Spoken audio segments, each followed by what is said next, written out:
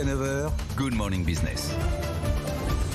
Il est 7h20, c'est une filière industrielle en plein tourment et en pleine interrogation que nous recevons sur ce plateau avec vous, Claude Cham, président de la Fédération des industries des équipements pour véhicules, l'automobile. Bonjour Claude Cham. Bonjour. Et vous recevez aujourd'hui, vous auditionnez les candidats à la présidentielle et vous allez leur demander ce qu'ils comptent faire pour l'automobile. On en parlait pendant la publicité, on est inquiet pour cette filière, d'abord parce qu'elle est en pleine transition électrique, ensuite parce que on a appris ce matin, Shenzhen qui ferme à nouveau, Foxconn, fabricant de semi-conducteurs, qui arrête sa production, alors qu'on n'avait pas encore les semi-conducteurs nécessaires pour produire des voitures, 11 millions de voitures produites en moins l'an dernier dans le monde.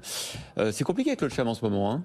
Oui, c'est compliqué, c'est extrêmement compliqué et je pense que notre audition d'aujourd'hui traduit bien, en fin de compte, l'inquiétude de la filière, puisque c'est à l'initiative de 4 syndicats professionnels, puisqu'il y a le CNP, l'ancien CNPA, Mobiliance aujourd'hui, la FIEV, la PFA, la SIAM qui ont organisé ça.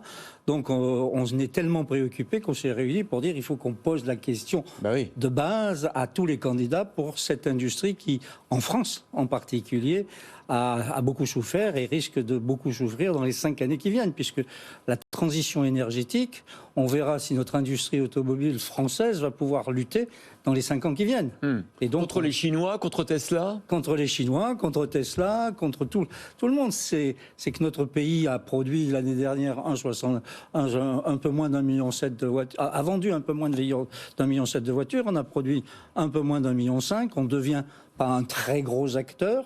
Donc, moi, ce que j'attends de cette audition, c'est quid des volontés des candidats pour la compétitivité du site France et de la compétitivité de notre industrie, parce que ça passera par là. Après, tout le reste, ce sont des mesures qu'on pourra prendre si celle-là est respectée. Donc vous attendez une vraie stratégie en faveur de la compétitivité France, notamment face à toutes ces contraintes environnementales et cette transition qui va arriver face à un géant chinois qui, lui, ne sera pas lesté par ces contraintes ?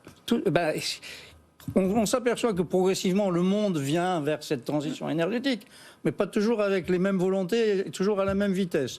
Or, la France est quand même relativement exemplaire, puisque nous pesons dans les émissions de gaz à effet de serre 0,8% sur l'ensemble du monde, et que les 3 principaux pollueurs, c'est la Chine, les États-Unis et l'Inde. Donc, il faut que notre pays aille vers cette transition, mais y aille sans jamais courir le risque de voir la disparition de son industrie. C'est pour ça qu'on se bat. Donc, oui pour une transition énergétique, oui, et nous avons déjà démontré notre volonté de le faire. Et donc, moi, ce que j'attends, c'est des mesures, ce qu'on veut faire sur la compétitivité, plaider pour le moteur thermique jusqu'à 2035, pas avant, avec une clause de revoyure en 2028 pour voir un petit peu comment tout cela évolue et se donner le maximum de chance entre le thermique, l'électrique, l'hydrogène, enfin toutes les solutions pour s'adapter au mieux.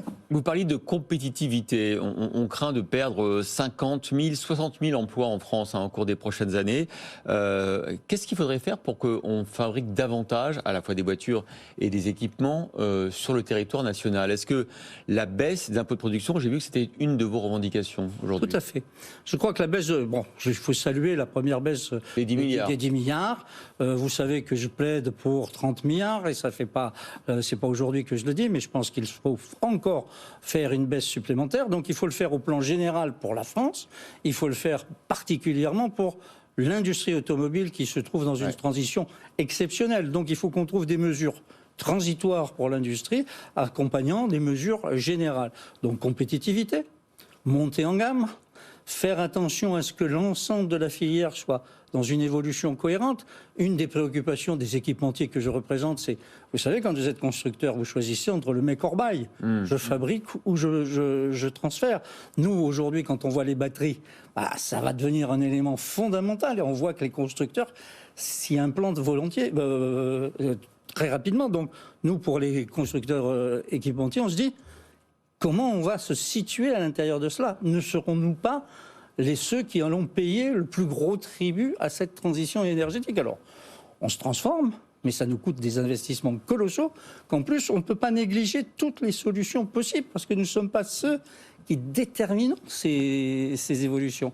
Nous les accompagnons, mais nous ne les décidons pas. Et aujourd'hui, on est dans un monde où il a été l'électrification. Ouais. Moi, comme question, oui, allons vers l'électrification, mais allons-y à marche mesurée. Ouais.